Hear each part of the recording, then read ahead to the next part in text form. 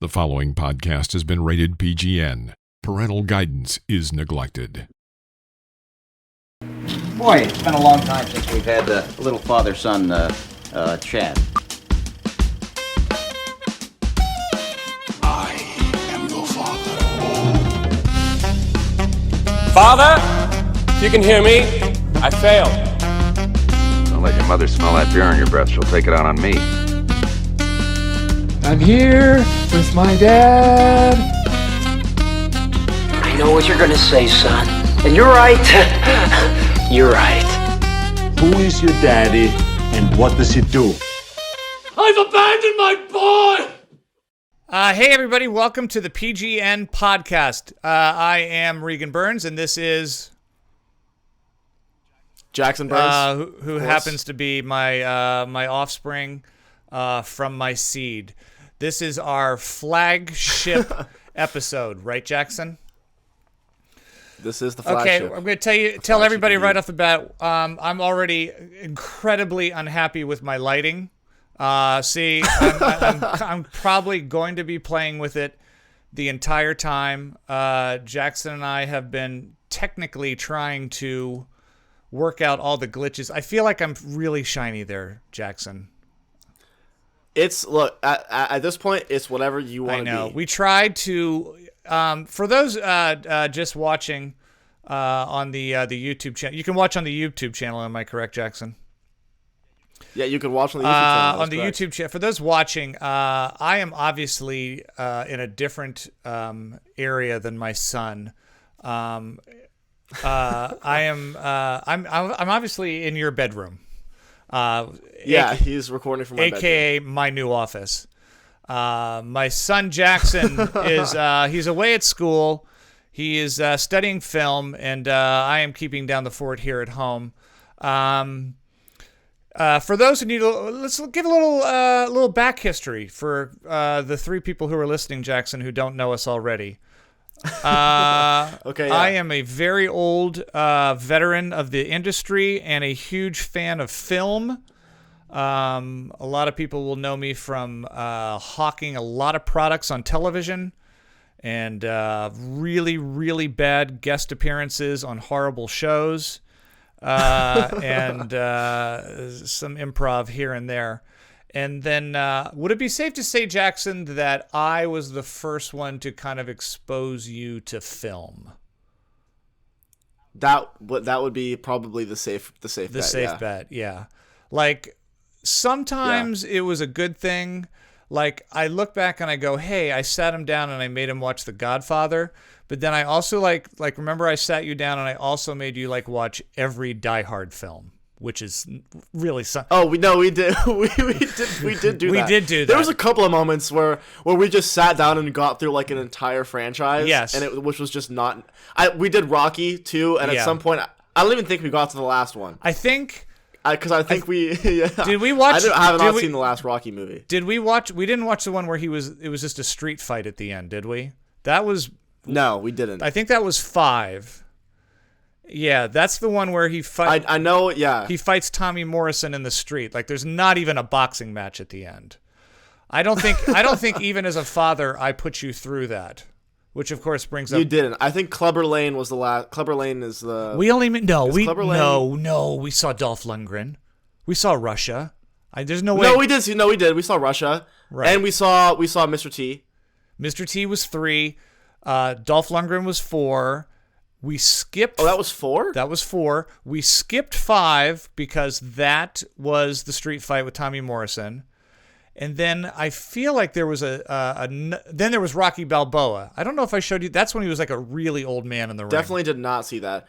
I just know that in one movie, his kid was super young. Yes. And then in the next one, he was just a teenager, but no time had passed. That was from 3 to 4. Yeah. At the end of Rocky 3, he's cheering for his dad, and I believe he might be 9. And then it's the next day, and his son, it was his real son to the movie, has an earring, and he's this troubled 15-year-old teenager. And they just kind of let that go.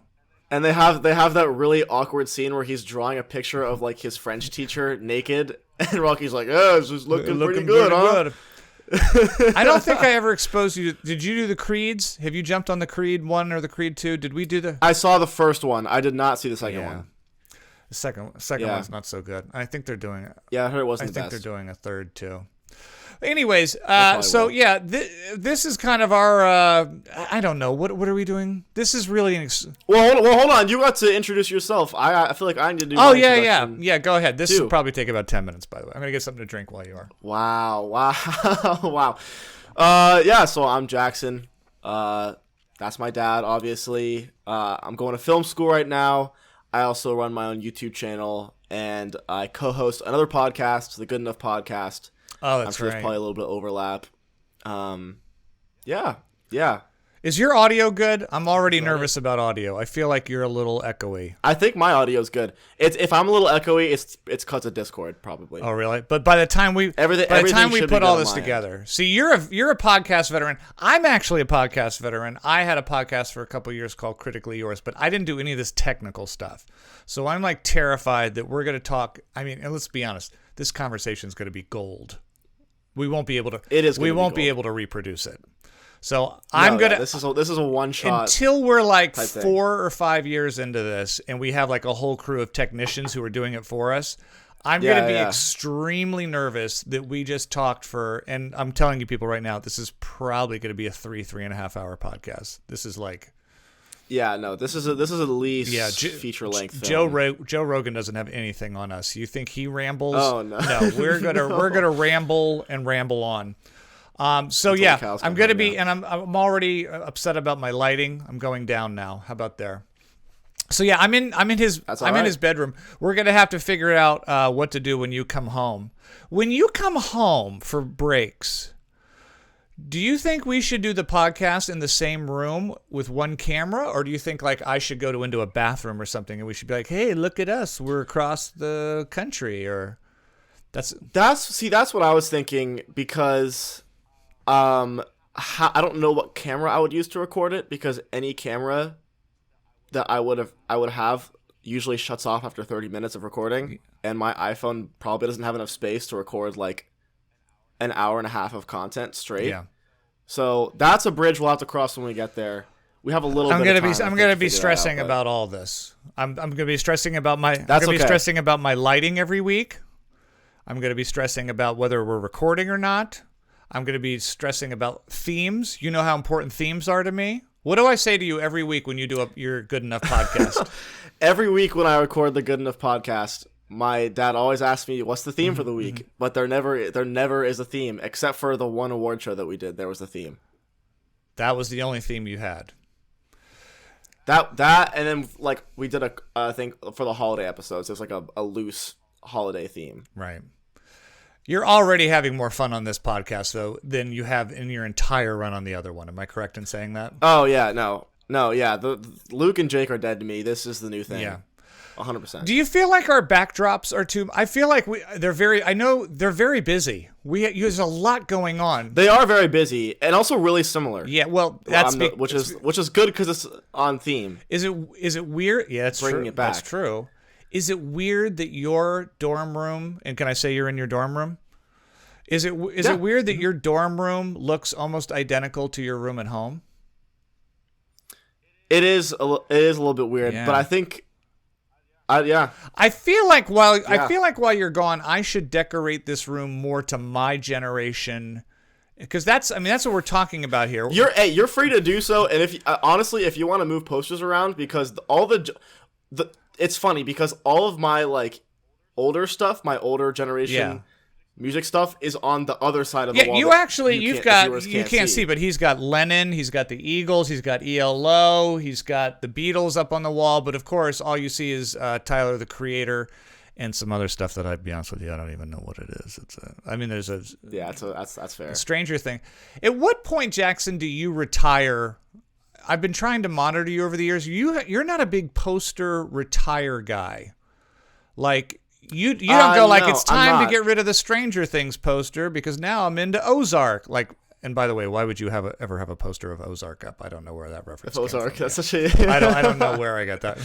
But I feel like once stuff is up, you keep it up for the most part. I do, but I'm starting to run into problems because I'm very rapidly running out of space. Right. I have a bunch of posters that are just kind of waiting to be hung Right. in the corner, and I have to kind of but I'm waiting until, because this is not going to be my dorm room next year, so I'm waiting until next year to put all the new stuff up. So it's good. I have like a time frame now of like, oh, after a year you literally have to recycle or rearrange, if that makes sense. One, I love you assume you're going to be in college again next year. Two, let's not put the cart before the horse. All right, so this is the PGN podcast. It's Parental Guidance is Neglected, right? This came up as a whim between you and I. We're apart. My son and I were always talking film. He's always trying to turn me onto some crazy, weird French shit that I never heard of, and I'm always like, you've got to watch this movie from the 70s that's slow, and he's like, it's very boring. But we figured we would come together. We're still talking format, but I think we've locked a few things in, or at least we'll try, and if they don't work, we'll try something else. Definitely. We're gonna be talking. I don't like to say review. Do you like? I don't like saying review. I feel like we're gonna. Here's our review. I don't like saying review. I'll say. Why don't we say discussion? A discussion sounds. A discussion of. Well, that sounds snobby. Yeah, that almost. Do we want? That sounds like come to our symposium of film. Yeah, our debate. Right. On the arts. But here's the thing too. I don't want to make it seem like. See, some of those shows, I think they take contrasting views just because they're trying to have a show. But then what happens? Agreed. What happens if like we see a film, Jackson, and we go, "What'd you think?" I loved it. I loved it too. Then what do we do? Then that's it. Then we just love it. Then we talk about this. The one thing, you know what they say? This is going to be our like little subtext underneath PGN. It's PGN, the honest truth. The honest truth about film. That honest truth, because we're never. That sounds like a cable news network. I don't know. That sounds like a fair. I'm just that's saying, fair. That's like we're giving it how it is. That's like fair and balanced. You asked me right before we went on because you didn't know, and you can see if you're watching the camera. I broke my thumb. I'm holding it up. I've got like a little splint on. I did that in. What happened? I did it in softball the other Thursday night. Line drive. This is not the first time this has happened. No, it's not. I'm getting old. I can't see the ball as well anymore. Like I was playing first base, and I mean it was a screaming line drive, and it hit my glove, but then bounced out and hit this hand really hard, and I went and got an X-ray. I haven't seen the hand doctor yet, but he's gonna want to put me in a cast, and I'm like, that's not happening. I'm not.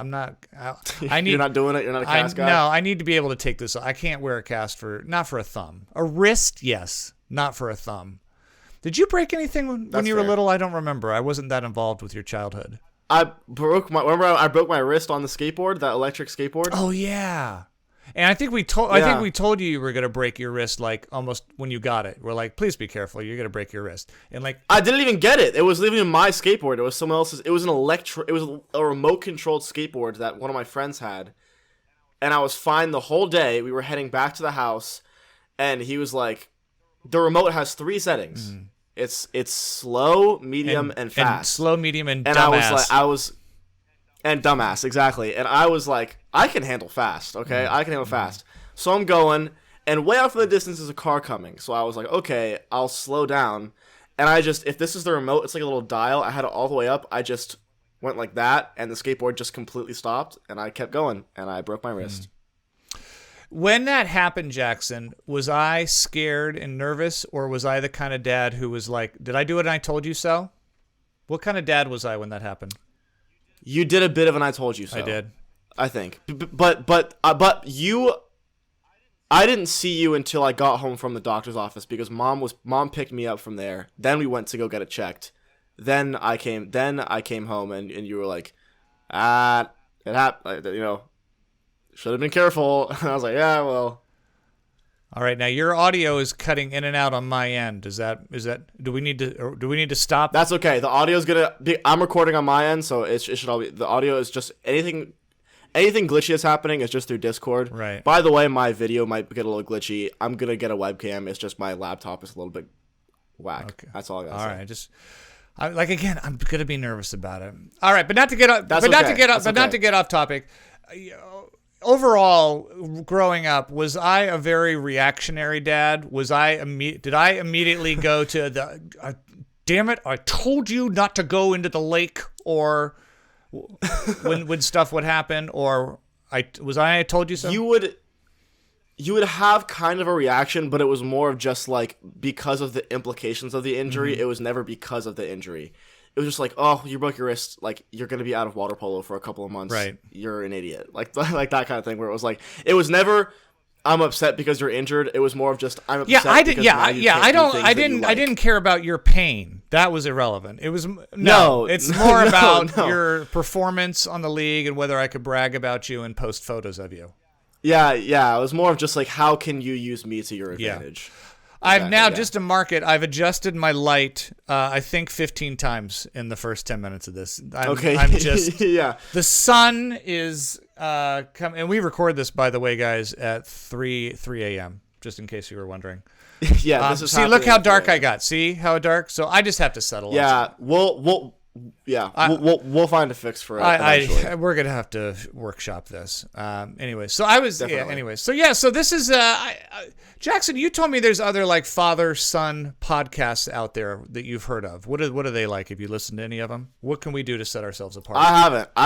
All I know is that they exist. I've not. Even though I now have 2 podcasts, or am hosting 2 podcasts, I'm not the biggest podcast guy. A little braggadocious there with I got multiple podcasts. I'm sorry, some of us. Some of us still have to work to pay for college. So that's whoa. Yeah, but I'm glad you have 2 podcasts and a lot of free time on your hands. All right, so this, you know what? I'm not gonna bust your balls in every episode.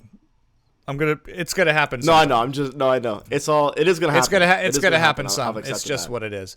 All right. So it's the PGN podcast. Parental Guidance is Neglected. Here's what we're thinking, Jackson. Tell me if I'm right. We're gonna review a new movie every week.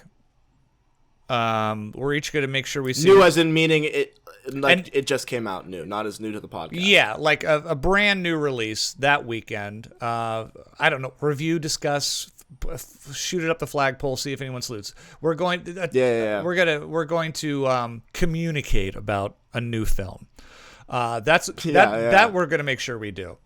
And this week, of course, since we're coming up on Oscars, and it's a good thing to do, we're gonna reveal in about 4 hours our top 10 films when we get to it. Yeah, of 2021. And more of that to come. And then we've been kind of spitballing, and I think we've settled in, at least for the first month or two, we're going to try this. Every week, we're going to have a new film besides the one that we're reviewing that's currently just been released in theaters or streaming. We're going to pick a film. It could be a year old. It could be 40 years old. 1 week, I'm going to pick a film that I haven't seen and Jackson hasn't seen, and we're both going to watch it. And it might be something like, hey, you know what? I've never seen Casablanca. I have, but I'm just using an example. And Jackson might go, I haven't seen that either. So we're going to make ourselves watch a film that I have picked that I think we both should visit. The following week will be Jackson's pick, right? And Jackson, you might pick something like what? It'll be weird. It's always gonna be weird. Yeah, some crazy, something really gory, probably like really disturbing. Let's be honest. I'm gonna pick bad '80s teen films. And Jackson's gonna pick some nouveau thing that I don't understand. I don't understand what's happening. So, and then 1 week Jackson's gonna pick a film that we're both gonna watch and talk.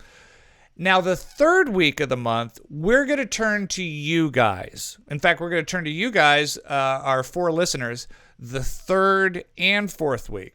So the third week is gonna be an audience pick. We want you guys to send us an email or DM us on Instagram or comment on one of the platforms that we're on, whether it be TikTok or YouTube, and say, I want you guys to see this film. Now, if one of us has seen it, don't take it personally, that'll be excluded from the list.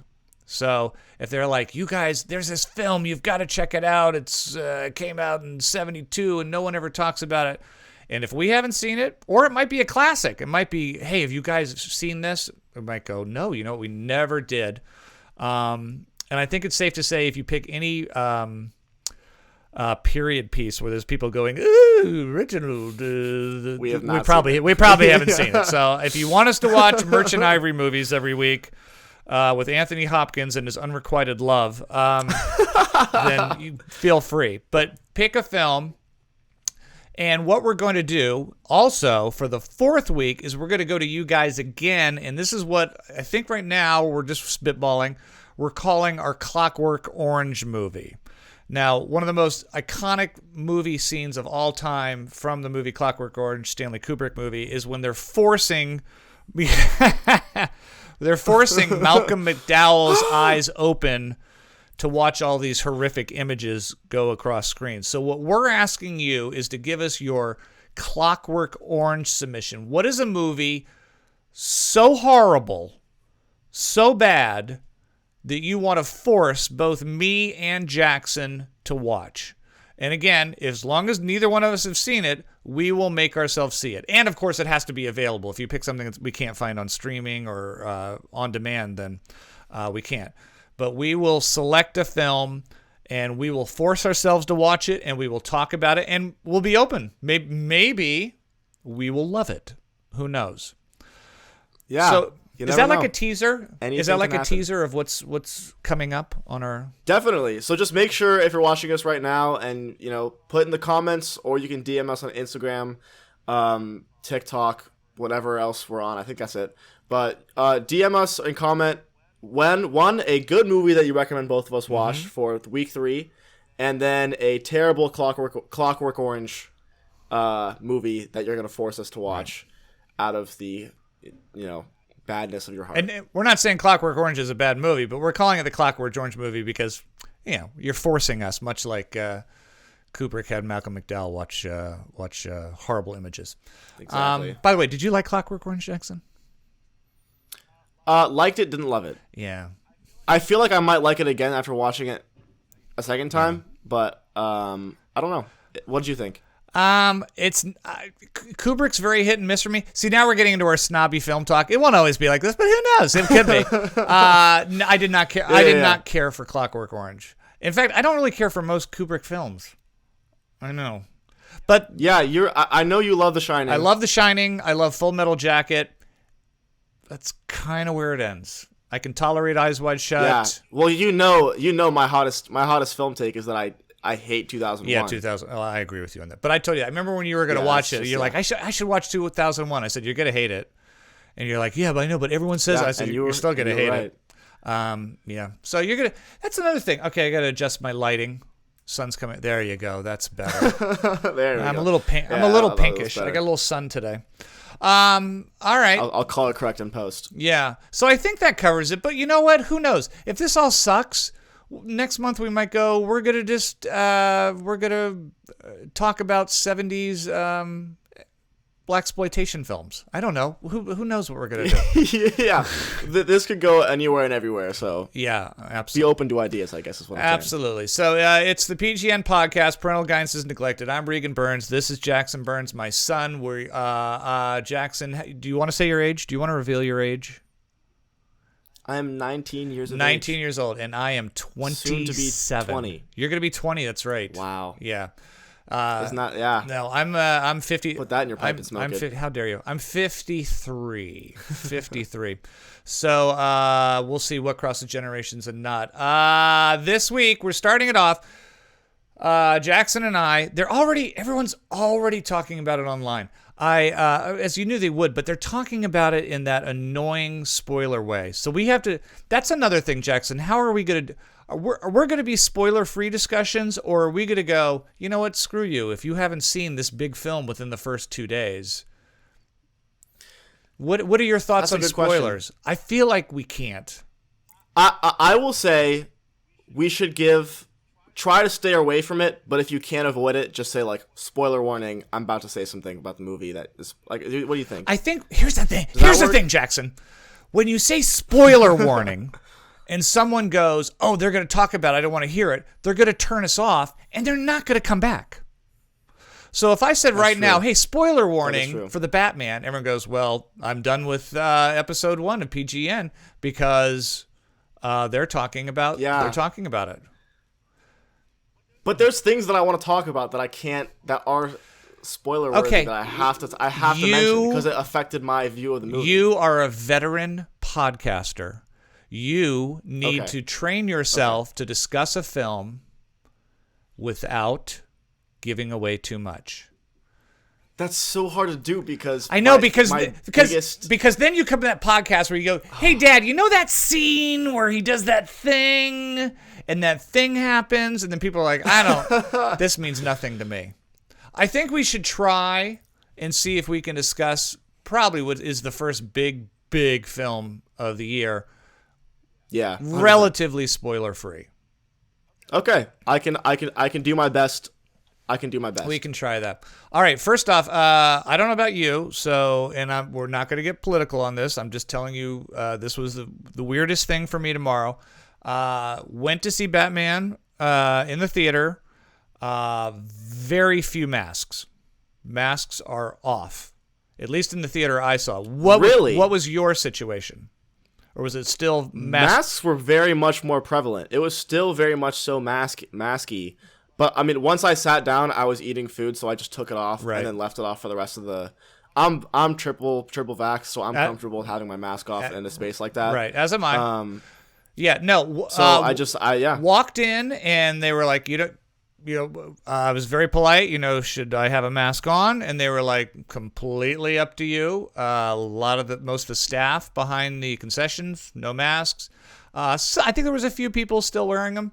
And again, I'm not getting nothing political or you feel right. I'm just saying it was weird. This was the first weekend where. Yeah, that is weird. Yeah. Yeah. So we're in that. It's crazy gonna be weird time. to get used to. What's that? It's gonna be weird to get used to just over time. Just that slowly. It's gonna be a slow going away. Yeah. So, back in the theaters. All right, the Batman. Robert Pattinson. A lot of talk about whether he was a good Batman or not. Your thoughts?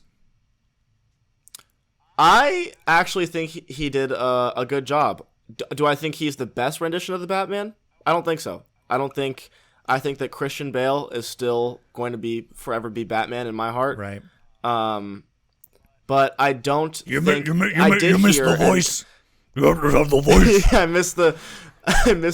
He had a little bit. bit. Pattinson had a little bit. He did have that. A tiny bit, but it was certainly nowhere near as affected as Bale. Where is she? Yeah, it was like damn, levels of that. That was pretty good. Yeah. I thought I actually really liked him. I know that there's like a lot of purists who like he's too young to be Batman. What's with the stringy long hair? I mean, I think the thing you need to know going into this Batman is that it is a totally different vibe, a totally different emotional feel to it than any others. I mean, obviously the Michael Keatons and the Val Kilmer and George Clooney's are more cartoony. Christian Bale, to me, the Christian Bale, here's the thing that I found interesting. To me, in the Christian Bale films, I always was more interested in the villains. I thought in this Batman, and nothing to take anything away from Paul Dano as the Riddler or almost unrecognizable Colin Farrell as the Penguin. I was actually more interested. That was Colin Farrell? Shut, Jackson. What kind of... If we're going to do a podcast, you have to do some research. Are you serious? Yes, that's Colin Farrell. Yeah, it's a lot of makeup, isn't it? Yeah, I know. Wow. Yeah, Colin Farrell. Did you not stay for... Wow. Jackson doesn't stay for credits unless there's an end scene, probably. I did stay for the credits. I just... I guess I wasn't paying close enough attention. Wow. Yeah, but in this Batman, I was actually more interested in him. Like, I found him the most interesting character. And that's usually... Not to say take anything away from Christian Bale, but I mean, obviously Heath Ledger. I mean, whatever Tom Hardy was doing with The Mask. Maybe not so much in the first one. I mean, with Liam Neeson and the Scarecrow, that was more Bale-centric. But I found him... I feel like I feel like they made this rendition of the Batman more complex than Christian Bale's was too, just writing wise. I thought that there was just more to him than Christian Bale seemed more just like, we're fighting crime. You know, there was a little bit of conflict in his personal life. Yeah, he was very much he was like a tortured soul. Yeah. I mean, well, here's the thing. Christian Bale's Bruce Wayne would go out and he would, put on the facade of a playboy about town and women and a big billionaire. In this one, they even mention it. He's pretty much a recluse. It's like when Bruce Wayne finally does come out into a scene in this film about I think it was the funeral. When he finally comes out, everyone's like, "Oh, look, it's the recluse Bruce Wayne. We hardly ever see you." And he does. There's nothing about him that says playboy billionaire. It's more like a Howard Hughes thing, like he's stuck in a castle somewhere and no one sees him. The other thing that obviously people are making comparisons to online, and I said it immediately, is, boy, this film feels like Seven. It really feels. It did feel like Seven. It feels like the Brad Pitt. It was almost Freeman more film. of a murder mystery than it was a superhero movie. And it was almost like a partner film, like him and Gordon, Jeffrey Wright. It's more like they're solving a crime. And I guess that it was very buddy. Yeah, so there was. But I like that aspect of it though, because usually Batman is more of like a. Even though they're not really partners per se. Like they definitely work together throughout the whole movie. Yeah, Jeffrey Wright, who plays, I think who will eventually become. I don't think he was chief commissioner in this. I think he was just a detective. Him and Gordon, they work together and have many, many scenes together. And there is a lot of exposition. So there's a lot of them talking about clues left by Riddler. A lot of interrogations, and so it very much had that feel of like going around trying to solve a murder mystery, which everyone's saying this is very much like a film noir or almost like a detective story. So it's different, and I like that it was different. I don't know if I loved it. What'd you think about the running time? 3 hours. Did it wear on you, or did it fly by? Running time did not wear at me, actually. I was worried about the running time because I was just like, oh, they're gonna have to keep up the momentum. But I never felt like I was conscious that it had been going on for so long. It didn't actually bother me at all. What about you? What were your thoughts on that? I think they could have trimmed. I think a half hour could have been trimmed. I think, and again, we can't give away any spoilers. I think the big climactic, once the movie kind of takes that big twist at the end, and there's another half hour going on when they get to the pseudo Madison Square Garden. I felt I think I was done at that point. I also think that when you're going to have a film, these Batman films, and you're going to say there's Catwoman, and there's the Penguin, and there's Riddler, and there's all these gangster supporting characters that are criminals, and you've got Alfred. Everybody has to have their time. And sometimes I feel like, you know what? If you had just focused a bit more on a couple of them instead of throwing them all in, it wouldn't have had to be this long. Now, with that said, everybody was great. And I'm not a big Catwoman character person, but I thought Zoe Saldana, I think I'm saying that right, was really good. They definitely had chemistry. I think that we're obviously, and again, no spoilers, but I think the movie is a bit of a setup, especially you see at the end that they're making 3 of them. I think one of my friends told me that the other day that they're doing like a Christian Bale type. They want to do 3. There's definitely room for a couple characters to grow in the next one. There was no bonus scene at the end. Did that bum you out? Were you stupid enough? Did you stay around to the very end to see if there was? And one of my friends knew that it was a fake out. Yeah. And I didn't say anything. He was like we can go now. And I was like, but there's something at the end. He's like, but no. And I was like, well, I'm gonna stay now. Yeah, little teaser. Done. There is something at the end, but it's not your standard bonus segment. There is something. Is it worth staying for? I would Google it. You can Google it and get the same effect. Yeah, the impact's not gonna be there. What'd you think about the film and the look of it overall? A lot of black and a lot of red. I loved it, and I was thinking I was thinking about this. I was thinking about this while I was watching the movie. Right. Because I love the Dark Knight trilogy. I love it. You know, I think it has, like, you know, are they the best movies of all time? No, but they're really, really good. Right. I think that if they had the same thought, like cinematography, I guess, applied to them in maybe a different way, I think it would have improved the movies a lot.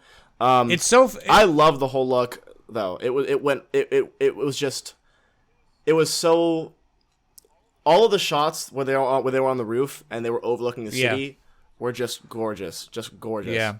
It's funny that everyone looks, or at least till this point, everyone looked at Christopher Nolan's trilogy of Batman movies and were like, it was so dark. Remember when they came out, everyone was like, oh, Batman's so dark, you know, because we were used to Michael Keaton and Arnold Schwarzenegger with a freeze ray and Jim Carrey doing the Riddler. Right, yeah. So when Nolan's came out, they were like, oh, this is so dark and it's bad. If you thought that was dark, there's a couple scenes in this film that were almost felt like a scene from the Saw films. You know what I mean? Where I was like, where you're like, this is some dark, bloody, noir shit right here happening. Yeah, they threw some horror things in there for sure, like some scares. Yeah. What else? What was your general takeaway from the film? I liked it. I liked it a lot, actually. Yeah. I liked it a lot. I definitely enjoyed it. I don't think, like I said, I don't think it's my favorite Batman movie, but I still really did like it. I love Paul Dano. I'm a big Paul Dano fan. I think he's a phenomenal actor. I think he did a great job as the Riddler. But this is where I'm running into spoiler territory. Right. Let me guess without giving away. Okay. The twist at the end, when it turns out the movie's not over, and we get to the big climax at the Gotham Square Garden, was that the part you didn't care for? The people who showed up then? No, I did like that part. Oh, all right. Well, I don't know my son. I'm talking about in the jail. You're talking about just while that's happening. That little teaser scene? You didn't like that? No, for a couple of different reasons. Okay, well we can't really. I don't know. Everyone's talking about it anyways. I've read about that scene, and the director Matt Reeves, who did a great job, has said that that is a work in progress almost. And that particular story arc may or may not come back. So some people are like, "Oh, that's a setup for things to come," and he's like, "We haven't decided that yet." Boy, we're talking really, really, like, people are like, "I haven't seen this." I feel like we should just All I'm saying, right? It's a spoiler though. You can't is say that the actor that they chose, I like him a lot. Do not think he's good for that character. Right. But what I'm telling you is I don't even know if they've committed to him if that guy comes back. Because we never really see him. And like I said, the director said that's a work in progress. Like, he's But it also makes me upset because why recast? Well, I don't know, scheduling. As we know, that guy is in scheduling. I don't know. He might be doing well. As you know, that actor is in another big Marvel franchise, which I don't know if it's going any further. So again, we're losing people here. Be honest with you, we lost people when I was talking about my lighting. But needless to say, I don't know how what must have been at the most a 45 to 1 minute long scene. Did that really affect your thought of the whole film? Because to me it was like, No, it didn't. That was just something that I wanted to bring up because it's just in the moment I was just like, oh, what the heck? Right. You know what it reminded me of? It was like when me and you were watching Tick Tick Boom together, and they had the Lin-Manuel Miranda cameo for like 3 seconds, and I was like, what the hell? Like, what? That was so unnecessary and just did not need to happen. You're such a hater. I'm not a hater. I'm just, something took me out of the film for a second. I just had to bring it up. All right. Well, overall, still love the movie. You know what? Though. I'll tell you what. Next week we will discuss that further. It'll be a week, and by then, if you haven't seen the Batman and you're listening, then F you. We're going to talk about more spoiler stuff. We'll just touch on that one scene. Okay. Rank the Batman movie out of all other Batman movies. Is it in the top 3? Yes. Is it in the? It is definitely top 3. Is it in the top? I would say it's top 2. Top 2. So, yeah, I'll say top 2. So I'm going to guess the only one that you liked better than that is The Dark Knight Rises with Heath Ledger. So it didn't quite. But you're saying this is the second best Batman movie of all time. To be fair, I have not seen any of the original Batman ones with Michael Keaton in ages. I was a child when I saw this last. It's also been a while since I've seen the other Dark Knight movies besides the one with Heath Ledger. But as far as I can remember, I will remember this probably more than the other ones, just because I just love the look of it. I love the look of it so much. I thought that they did a great job. Well, wait till you see George Clooney as Batman. I do remember that because he had the nipples on his suit. Yeah. And I was so taken aback by that, yeah. I enjoyed the film quite a bit. I think that it could have had a little more editing. I don't know. I still always have a problem when these films put in so many characters. Even though they were all great, I just know that everyone has to have their time. So I felt it was a little long. The look is amazing. I surprisingly really liked Robert Pattinson. I've told you, normally the focus is on villains in these films. They get to do all the scene stealing, and Dano is good. He's not in this film as much as you think. The Penguin's great. Turturro's great as the gangster. I think Zaldana's great as Catwoman. But I actually really do think that this is Robert Pattinson and Jeffrey Wright's movie. It really felt like a detective noir film. It was dark. It had reminiscence of the movie Seven, all the rain. I love the Batmobile. I'm glad it's not a space. Oh, that was so cool. The Batmobile's a car. It's not supposed to be a spaceship. And I feel like they've been trying to one up his things, and I'm like, you know what? And this is a peeled down Batmobile. A lot of the camera shots are very low, like tire attached cameras. It's very kinetic when the big chase scene with that. I loved him on the motorcycle as well. All those scenes were really cool when he was driving through the city on the motorcycle. Yeah, the motorcycles. And again, everything's kind of played down a bit. We don't have. Not a slam against Bale, but there's not Morgan Freeman going, well, this motorcycle turns into a rocket launcher, and also it could go underwater as a submarine. Right, yeah, so yeah. It was getting a little Bondy. Like Morgan Freeman always had the new toys for him. He really doesn't have. He has some toys. He's got your standard. He can shoot a cable and launch himself up, or a couple little explosive things in his utility belt. But he didn't have any shark repellent. No, there wasn't anything like that. No Adam West TV things. Yeah, exactly. All right. Do we grade it? Do we give it a score? I don't know. Do we do that? Is that cliche? We can if you want to. I have a score out of 10. I know you usually do letters. Yeah, I'm a letter guy. You're a number guy. Let's keep it that way. I'm a number guy. Keep it. You know what? Let's make that now. Okay, you're gonna be a number. I'm gonna be a letter. All right, Jackson. All right, what's your letter mine? for the? What's your letter for the Batman? I'm going B+. B+. It's close to an A-. It's close. B+ is a very good grade if you follow my reviews online. Regan Burns on Instagram. I could probably be talked into an A-, but right now I feel like my heart says B+. All right, and I personally am feeling an 8 out of 10 on this. You know what's crazy? What? I came out of the movie theater I saw it with all my friends, and I graded it whatever, and they were like busting my balls over my 8 out of 10. They were like, "This is easily a 9 or a 10," and I was like, "No way!" Right.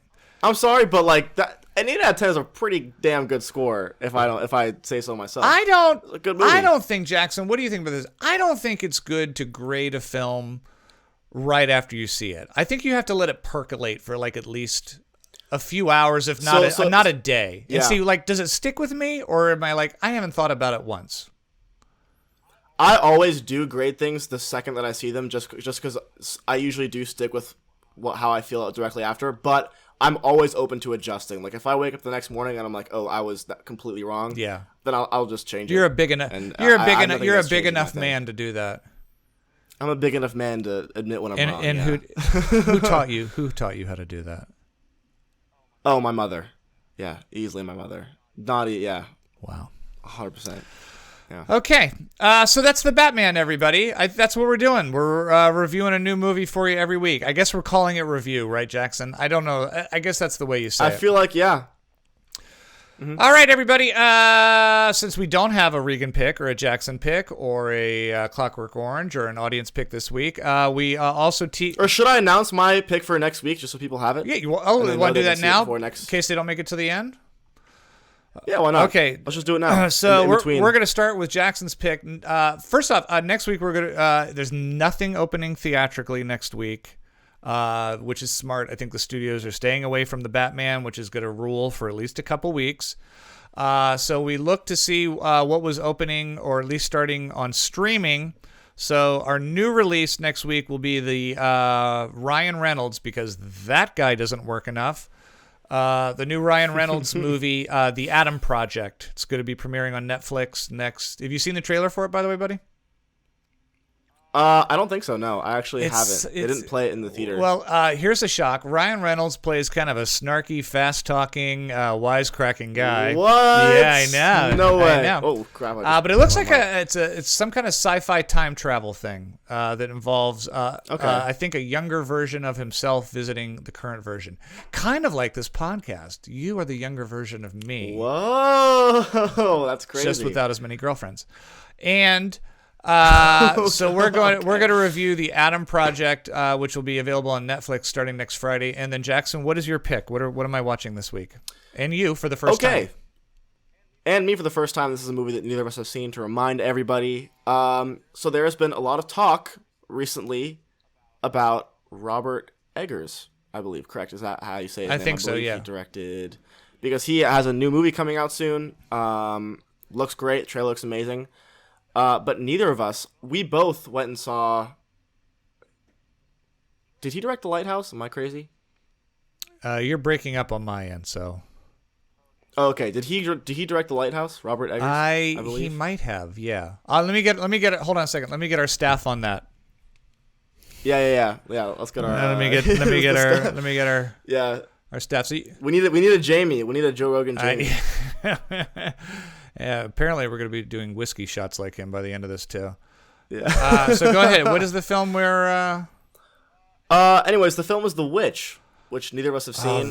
Doing a little bit of that's a scary film. Okay, to pull the curtain back a little bit, I'll let you know that Jackson and I talk ahead of time, and we kind of give each other a list of films that we may or may not pick, so that we can verify whether or not we have not seen them.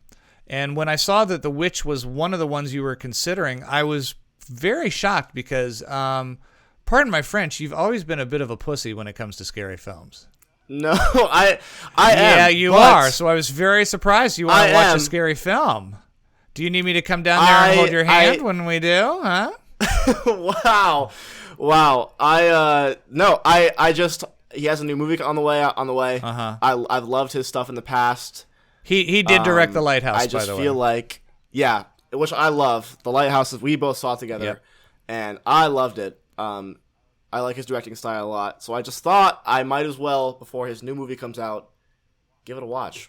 Gotcha. And also make you watch it, too, because I don't want to be the only one that's suffering through the horrors. The Northman is the new movie he has coming out.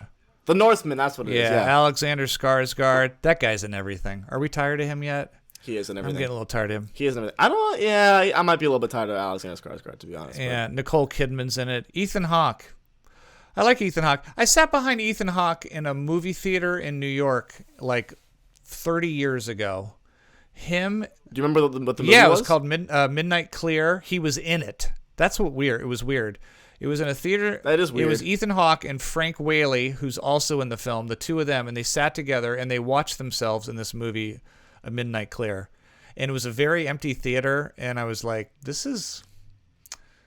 I don't know. Weird. This is weird. That's really Let's weird. go watch ourselves. I hate watching myself, so... Yeah. All right, so The Witch. So I'm watching a scary film.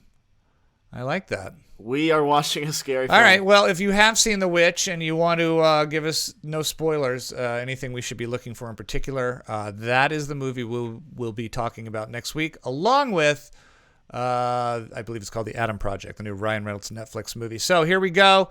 Drum roll. Jackson will be putting up a graphic here, I'm sure, of some sort with theme music. Oh, by the way, quick shout out. Our credits are opening. If you watched on YouTube, you see our show intro.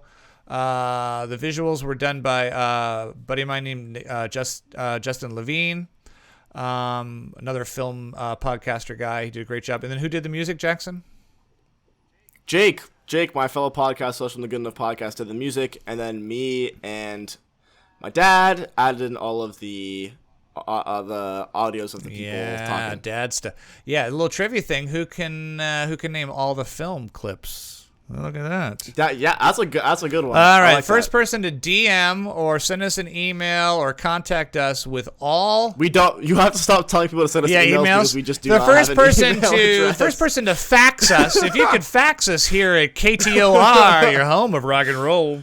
Oh yeah. First person to fax us every film. The clips in our intro, we're going to give you a shout out and send you some of our merch. What's our merch again, Jackson? Yep. We're giving away empty film reels with our signatures on it. Okay, that's what it's gonna be. So anyone out there who wants to see if they can guess or knows what all of the film clips in our intro are, you have to press rewind. All right, so let's get to it. Our top 10 films of the year. Overall, before we start, Jackson, I thought a pretty weak year for film, and I gotta blame the pandemic a little bit. Yeah, I will say I didn't see. I spent most of 2021 watching older movies, like movies that didn't come out the year, just because it was like first semester in film school, all that. But of the movies that I did see, definitely weak. Like my number 10 pick definitely should not be. I'm like that. I'm like that as well. I'm like that as well. My films, like 10 through 7, probably would not have made this list any other year.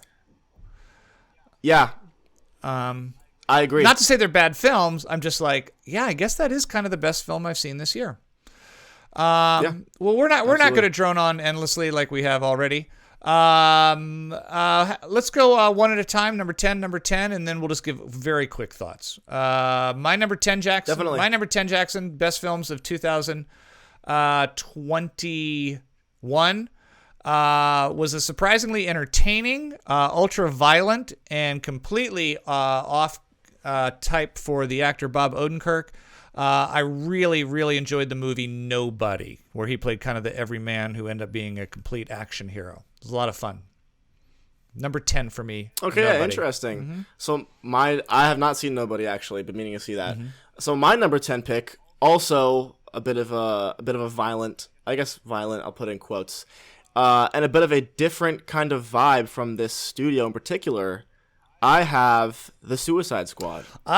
Guess what? Surprisingly fun. My number 9 pick is The Suicide Squad. So, yeah. Would you look at that? I actually made you watch that, right?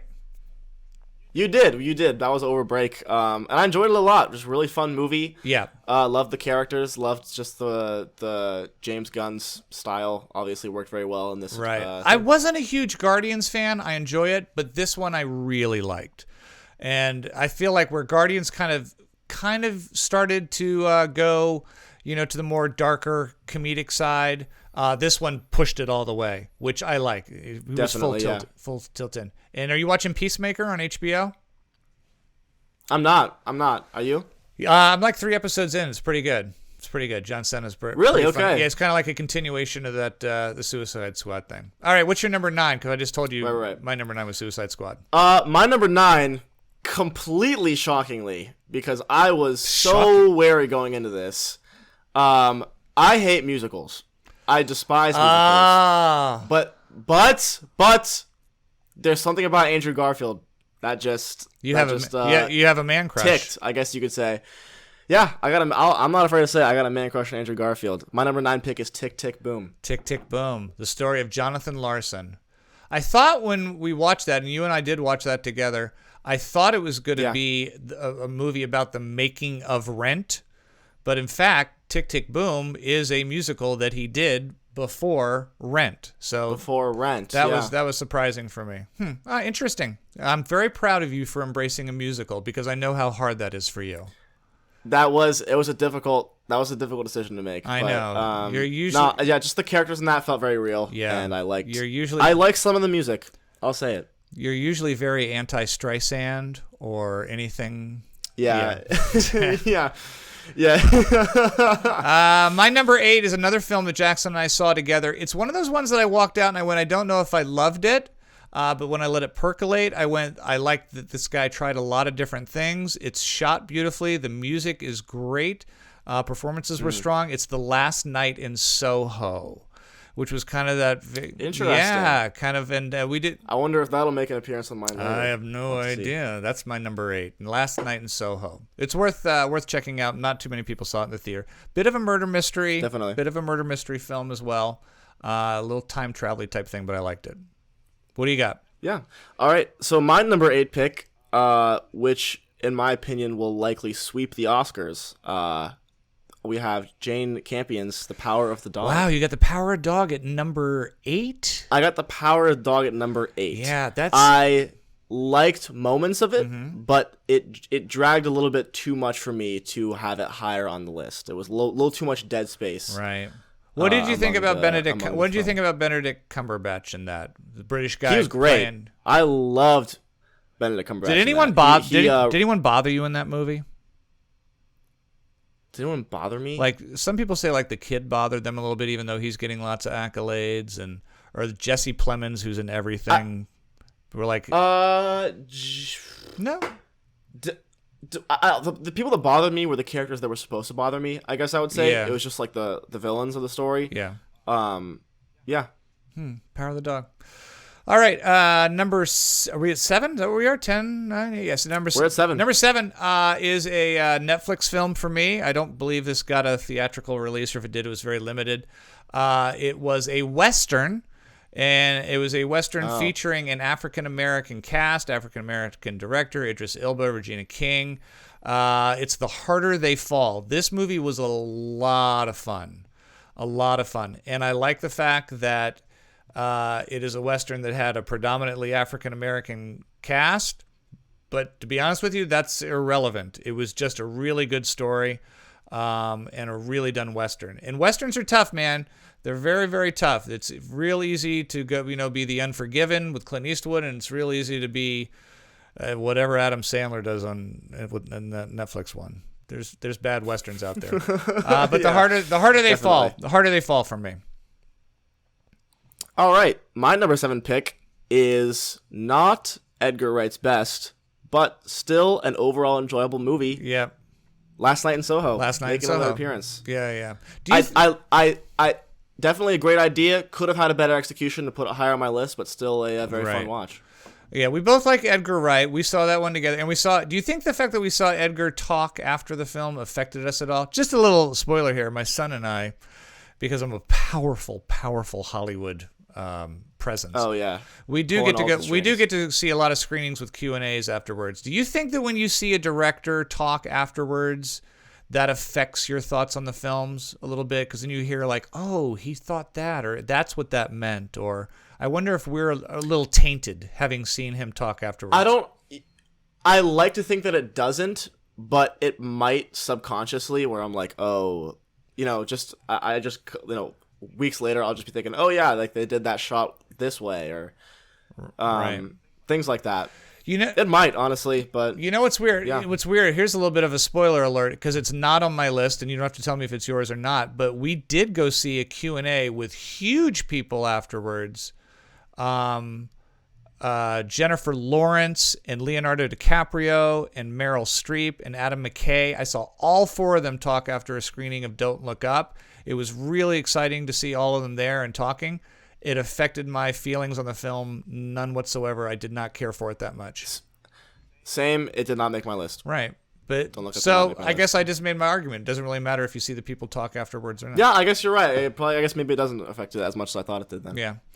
All right, number 6 on my list is a movie that's 1, 2, 3, 4. Yeah, it is number 6 on my list. Again, not a perfect movie. A movie that's been nominated quite a bit. Mostly shot in black and white, directed by Sir Kenneth Branagh, and that is his semi-autobiographical film, Belfast. Really? Yes, Belfast. You like that more than I did, definitely. Yeah, it's look, it's a little manipulative. It's one of those feel goods.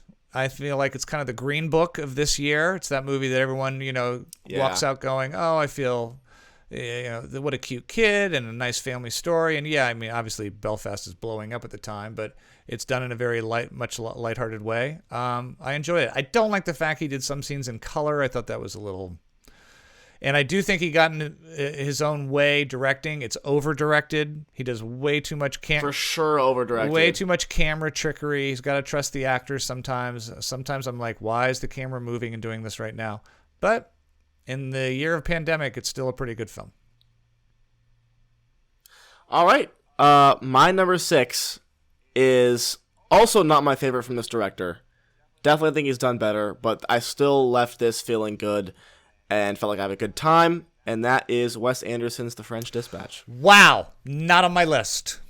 Could not. I know it's not on your list because you just don't. Could not disagree with you more, and I think we watched this one together. But the thing is, I do agree with you that he needs to stay the hell away from the stylistic path he's going down because it's turning into Crazy Town. It's like hitting the wall of like you're doing too much, man. Every single shot looks like it took 18 hours to set up, and I'm like, it's he's become Wes Anderson. His worst. He's put style over story. Yeah, big time. Wow, But I still like this. Is the thing. I still like this a lot. Because I enjoy. It's not original, but I still enjoy it. Definitely not his best. I think his best is Royal Tenenbaums, but this I think is still enjoyable. I still left the theater feeling good, even though I didn't see it in the theater. Yeah. Yeah, even though I saw it at my house in the comfort of my own home. All right, number 5 on my list, a little bit higher up on you, and yeah, there are moments of the film that I feel dragged, but there's no denying, and it's probably going to win the Oscar, is The Power of the Dog. I mean, it's a good movie. It's a good film. It's not for everyone. It's a little Brokeback Mountain-y at time. It definitely can drag. Great score also. Oh, the score is really good.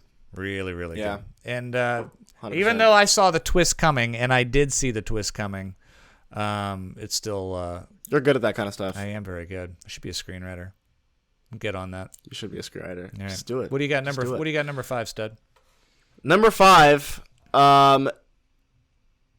this is just a really fun movie. I have nothing more to say about it. Spider-Man No Way Home. I had a feeling. I had a feeling that was going to be on your list. And look, does it have flaws? Absolutely. Do I overlook them with ease because I'm like just a fan? Yeah, and I can't deny that. I can't deny my enjoyment of the movie. I think you got sucked up into the crowd I think this is the film where, look, I thought it was a great film too. I had a lot of fun with it.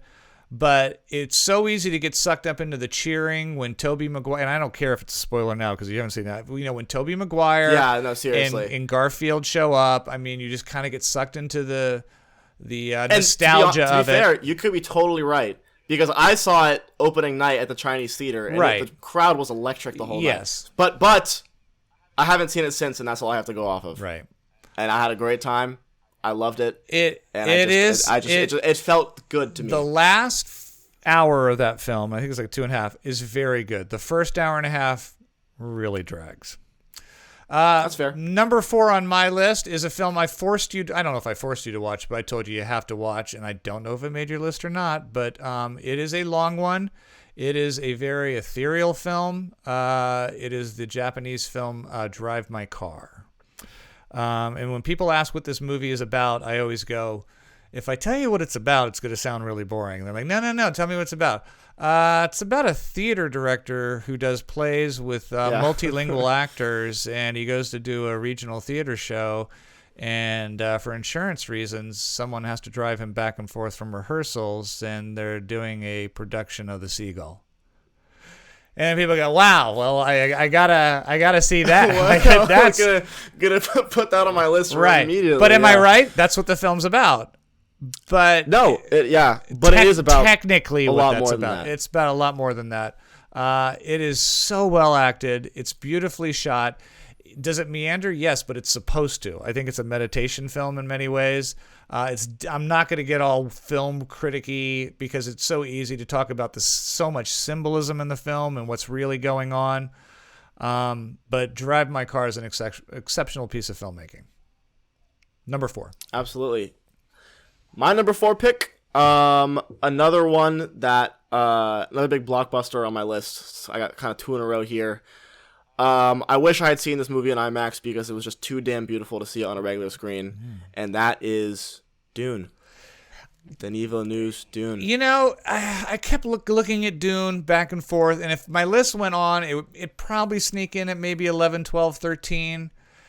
I got mad respect for it, but it looks so good. But a movie, a lot of things look good. You know what else looks good? I mean, Elle Macpherson. It doesn't mean that I want to. It doesn't mean I want to watch a movie of her just standing there. Right. Okay. But I do. It means that I do. I would watch this movie if. Yeah, that's because you're a film school guy. You're looking at visuals more than I just liked it.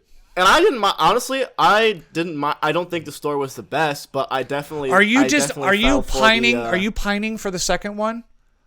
If the second one, I'm excited for the second one. If the second one never came out, I wouldn't even notice or care. I'm not like I really got to. I don't think I would care, but I'm if it does happen, I'll be in line to see it. I don't know if I care how that wraps up. It's visually, right. 10, 11, 12. I still have to read the book. I have it sitting to my right now, staring me down. All right. Number 3 on my list. And again, I'm not being tainted by this, but I did see the director speak after the screening of it, and it is a remake. And I remember that the quote that always stays with me is he goes, "The first version of this film was for all generations, and my version of this film is for this time only." My number 3 is West Side Story by Steven Spielberg. You gotta see that. You can talk about what he changed or what was politically correct that he maneuvered with the film, but it is absolutely beautiful. I think it's a faithful rendition to the first one. I don't think it's better than the first, but I think it's nipping on its heels. West Side Story. All right, definitely. I got to see that for sure because you love that. That's movie. a musical, Jackson. I know it's a musical. There's going to be it's Spielberg. There's going to be singing and there's going to be dancing. Okay. So you've been. That would have been my assumption anyways. My number 3 pick, one that you have actually just listed off. I actually started watching this last night, finished it this morning. One of the most beautifully written, I think, films of the year. Probably the best written film of the year, if I'm being completely honest, and that is Drive My Car. Yeah, the screenplay is awesome. Really great. That this isn't going to give anything away, but that one scene where he's talking to the male actor, the main male actor in the car. Yeah. And they're just driving is really, really, really good. And the opening shot as well. Yeah. Where they're in bed and she's telling him the story is really great. Yeah. I love the scene where they drive to the driver's home where she grew up, where her mother was. Their whole exchange is so good. Yeah. So good. It's one of those films I think some people are going to be like, too slow for me, but if you just, is this ever going to end? It's really, really good. You gotta let it percolate. And it's actually, I will say, oh yeah, go ahead. I would say it's actually like one of those films that it's even though it's 3 hours long, I probably might revisit it someday. I hope I will too. And I will say, my one criticism of this movie is that I do wish that it had ended when the play ends, as opposed to have that extra scene at the end where she's grocery shopping. I think that was a good stopper, and we didn't need that little like subtext of like, oh, this is how things turn out. Right. I would have liked it to be a little more open-ended, but that's just nitpicking. Great film. It smelled a little bit like a studio person said, "We need to know what happened." That's exactly what I thought it was. Right. I'd be curious to see if that was the director's choice or not. Yeah. It's a rare year that I have a musical on my list, and it's certainly a rare year that I have 2 of them on my list. Number 2. What? No way. Tick, Tick, Boom. No way. Yeah. That high? Yeah, I thought. Wow. I thought it was. I know. Look, people ask me. One, I'm the guy who hates Hamilton and has not seen it or watched 5 seconds of it on Disney or whatever. I'm not a big Lin-Manuel guy. But I think Garfield is so good in this that he elevates everything around it. And the music, so if you take Garfield's performance and you take the music that Jonathan Larson wrote, and Lin-Manuel as a director, I don't feel gets in his way. I didn't feel it was too over-stylized. There's like 1 or 2... Except for his one cameo. I know, but that's a dream sequence that I'm kidding. That's the dreamy one. I really, really enjoyed Tick, Tick, Boom. And it's the kind of thing where I do find myself playing the music, and you have to go, that movie had an effect on you. Number 2, Tick, Tick, Boom. All right. My number 2 is one that I actually know that you haven't seen, but I recommend you do. No, I don't recommend you do. I don't think it would be your thing. I don't know what this movie is about, and that's all I'm going to say. And that is The Green Knight. I don't know who directed it, but The Green Knight, the A24 movie. Came out at the beginning of 2021. That's the is it not Adrian Brody? What's his name? The guy with the director? No, the actor, the main actor. The guy from... It's the guy from Lion. The pianist, right? No. The Green Knight is the one that's like medieval times. Is Kylo Ren in that? No. No. Is that a Star Wars prequel? Dev Patel. Oh, Dev Patel. Slumdog Millionaire guy. That looked too weird for me, bro. That's why I didn't recommend it. That's why I rescinded my recommendation. If it's so weird, I don't think you would like it. If it's so weird and you're not sure what it's about, how did it get to number 2 on your list? Because it's about the journey. It's about the journey of this guy who it's just, I don't know. I don't know what it's... When I say I don't know what it's about, like I know the general plot points. I just don't like know the point of it. But I'm okay with that. It stuck with you though, right? It stuck with me a lot. I want to rewatch this so bad just because I feel like I would like gain a lot from it just because there was a lot that I missed. What's better, the Green Knight or the Dark Knight? The Green Knight. I'll say it. Green Knight's better. Green Knight. What's better, Green Knight or First Knight with Heath Ledger, the musical medieval film? Have not seen that. Yeah, I don't think anybody. Can't say I've seen that. I don't think anybody has. Yeah, I was gonna say I've never heard of that before. Yeah. All right. Well, I think it's pretty obvious. My number 1 film. It doesn't need any introduction. It's Snake Eyes, a G.I. Joe origin story. Of course. No. Of course. So yeah, that's crazy. That's not. I'm serious. No, it's Jungle Cruise with Dwayne Johnson and Emily Blunt.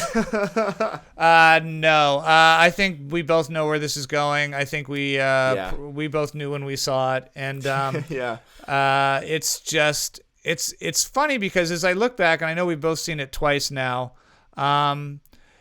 it's the kind of film that really is, in some ways, just montages. It's not like it's this... there is a story and a through line, but, there's the when they open the waterbed business, there's the arcade, there's the, her auditioning to become a commercial actor. You could say that, there's nothing really happens, but I don't think there's anything supposed to. I mean, we know if you've read about the film that this is Paul Thomas Anderson's nod to the 70s and the valley that he grew up in. And Jackson, you didn't grow up in the valley in the 70s, and I wasn't even in California then, and this movie still affected me a lot. I just absolutely fell in love with it, and I'm curious to hear your thoughts because I know it's your number 1, Jackson, but it's Licorice Pizza. Yeah. Yeah. Why do licorice pizza? Why does that that film resonate with you? Why does it hit a 53-year-old man and it's also the top of your list as well? What to you really speaks with the film? I feel like the story is so universal. I guess it is at the end of the day. I guess you can call it a period piece because it's very much so the 70s. They talk very briefly about like the gas the shortage. Gas shortage and the guy running for mayor as well. Right. I just feel like the characters are very real, and they could be from the 70s, they could be from now. The time period, while it does become a plot point at points, is irrelevant when it comes to how the characters interact with each other. And I think that Paul Thomas Anderson did a really great job of just creating a chemistry that is so what's the word? Addicting to watch, I guess. Yeah. And you can't help but root for everybody. It's a love story that you can't help to root for. It's a love story. It's a good one. It is. But it's not it's not a sappy love story. It's not because that's the thing. It's a love story, but it's not cliche. It's not overwritten. It's just two people. It's just two people who live their lives in the best way that they can. And also, I have to just mention this because it's the best part of the whole movie, but the entire encounter with Bradley Cooper was the best sequence ever. Just him walking up that hill with a gas can and just being all coked out of his mind. I remember so funny. I remember after we saw the movie and I looked at you and I went, that guy he's playing? And you're like, yeah. I go, that's a real guy. And you were like, shut up. Yeah, it's a real person. Yeah, that was Barbra Streisand's boyfriend. Big movie producer. Yeah, exactly. Yeah, Licorice Pizza. Is it P.T. Anderson's best film? Okay, I have not seen Magnolia. I haven't seen Hard 8. And I haven't seen a couple of his other ones. Right. But out of the ones that I've seen, it's such a hard question. That's tough. It might be. I think in retrospect, it's a tie between that or for me it's a three-way tie between that, The Master, and Boogie Nights. Boogie Nights, yeah, that's a tough one. We'll have to do a P.T. Anderson night. Yeah, we should. Maybe our listeners will send us a P.T. Anderson movie that neither one of us has seen. Well, you've seen all of them, so I have seen all of them. So don't send P.T. Anderson. I was gonna say, so don't do that. Yeah, don't. So don't. You're just wasting your time. You're wasting your time. So there it is. That's our top 10 films of 2021. First big review. The Batman. Very shocked. Tick Tick Boom. Very shocked. Tick Tick Boom. It was that high on your list. That was number 2 is something. Number 2 was on my list. I mean, it was tough. It was between that or I don't know. Let me look at my cheat sheet here. I don't know. Do you have high hopes for 2022? Movie-wise? I don't know what's coming out in 22. I have to be honest with you, and we'll wrap this up because I know we're going long here. We're finally going to see the Top Gun movie. Brad Pitt's got that new one, Bullet Train, that looks fun but might be derivative. It could go either way. Everything's been so delayed, and I feel like we're going to get an onslaught of big box office tent movies for a while.